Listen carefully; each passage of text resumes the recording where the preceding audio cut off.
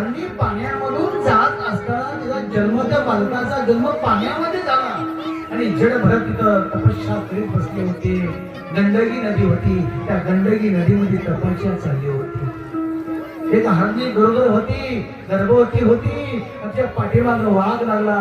ती हरणी भेन त्या पाण्यातून पळत चालली नदीमधून, गंडकी नदीमधून. ती भरताना बघितलं, त्याला दया आली म्हणून मात्र त्या वाचवाला ते जपाची माळ टाकून दिली. त्या हरणीला, त्या पिल्ल्याला वाचवलं होता. भरताना बाहेर आला. हरणी एका साईडला गेली पण ते पिल्लू वाचलं. हे परीक्षित, साधू संतना ध्यान धारणा जप जरूर कर, पण विघ्न नाश कर, सावधान केलं पाहिजे. एका हरणीच्या पिल्लासाठी जप ध्यान धारणा सोडून दिली. एक पहिला गुन्हा झाला. दुसरा गुन्हा, हरणीच्या पिल्लाला वाचवलं, ते पुण्य झालं. पण राजा, पुढे परिस्थिती परीक्षित काय झाली राजा? ती आई मेली, हरणी मरून गेली.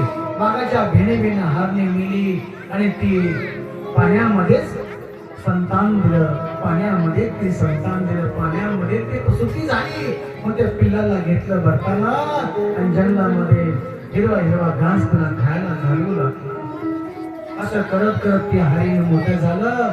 झोपताना सगळं, बसताना सगळं, उठताना सगळं, चालताना सगळं, असं करत करत करत मोठं भरत त्याच्याशिवाय, त्या हरणाशिवाय राहिना, हरिण त्याच्याशिवाय राहिना नाही. भागवत शास्त्र सांगतंय, प्रेम जरूर करा पण आसक्ती जास्त करू नका. बालकावर, आपल्या बालकावर, नातू पोटावर प्रेम जरूर करा, भागवत सांगतंय, पण जास्त आसक्ती करू नका.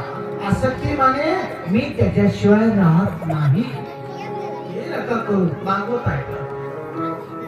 नातू पोटावर प्रेम करा, मी म्हणत नाही नातू पोटावर प्रेम करू नका. मुलीच्या मुलावर, मुलीच्या कन्यावर, मुलाच्या कन्यावर, नातूवर प्रेम जरूर करा, पण जास्त आसक्ती करू नका.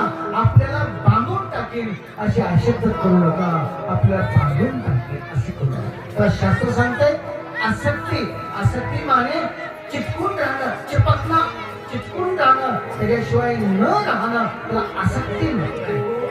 शास्त्राने ती आसक्ती माणसाला मारती.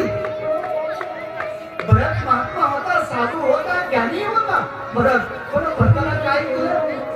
प्रेम करायचं सोडून आसक्ती जास्त केली. त्याला कोण झोपवेल, त्याला कोण खायला घालेल, माझ्याशिवाय त्याला कोण आहे? त्याची आई वारली, त्याची आई मिली हरणी, झोपायला सगळं, चढायला सगळं, खायला सगळं, हिरवं हिरवं गवत खायला घालायचा. रोज असं करत करत करत त्याच्या हृदयामध्ये ते हरणाचं पिल्लू बसलं.